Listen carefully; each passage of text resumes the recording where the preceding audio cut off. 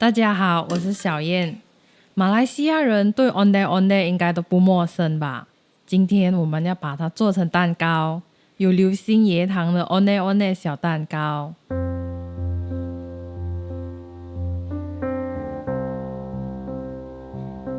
将30克新鲜椰丝倒入锅里，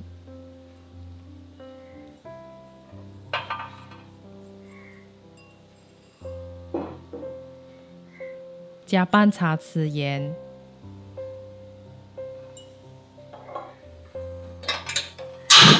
用中小火炒热炒香。加点盐能让椰丝吃起来更有了麻的香味，而且也能中和椰糖的甜度。将炒好的椰丝装进碗里，放凉备用。接下来做流心椰糖浆，将40克椰糖、1片香兰叶和100克清水倒入锅里，用中火将椰糖煮到融化。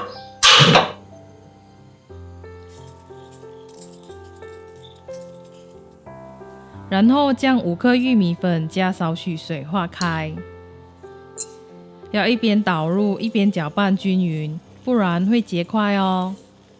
还有玉米粉浆久放会沉淀，要记得先搅拌均匀，才加进椰糖水里，煮到像这样浓稠的状态就可以了。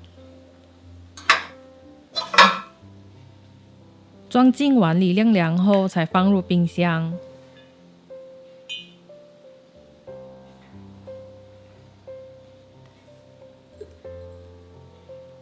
这次我用浓缩香兰汁来做蛋糕，颜色会更绿，味道也更香。我之前分享过蒸香兰海绵蛋糕的详细做法了，有兴趣的朋友可以去看看。这期主要的是分享制作概念，用旧食谱变出新的甜品。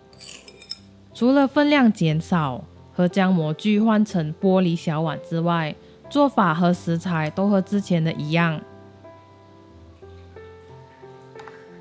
放进预热好的蒸锅里，将盖子打斜留缝，用中火蒸20分钟后，关火等2分钟才拿出来。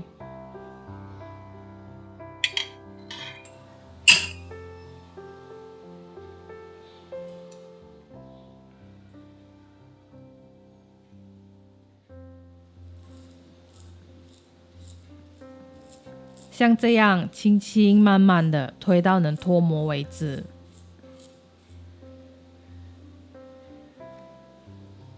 看，冰过的椰糖浆有变得更浓稠一点。将它装进裱花袋，先用手这样按住裱花嘴的袋子，避免它流出来，然后再轻轻将裱花嘴插进蛋糕里，挤入椰糖浆，直到满意出来为止。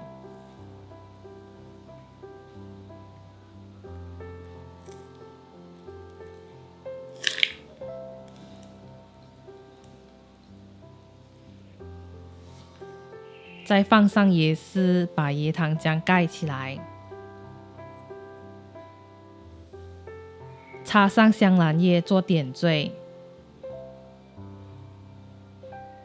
切开来看看里面的流心椰糖，蛋糕沾着椰丝椰糖一起吃，很好吃呢，很接近 ondeh ondeh 的味道。只不过吃起来有一点狼狈。我们还是倒带回看它美美的样子来收场吧。这期的分享就到这里，喜欢的话请帮忙点赞、订阅和分享给你的亲朋戚友哦。我们下个视频再见，拜拜。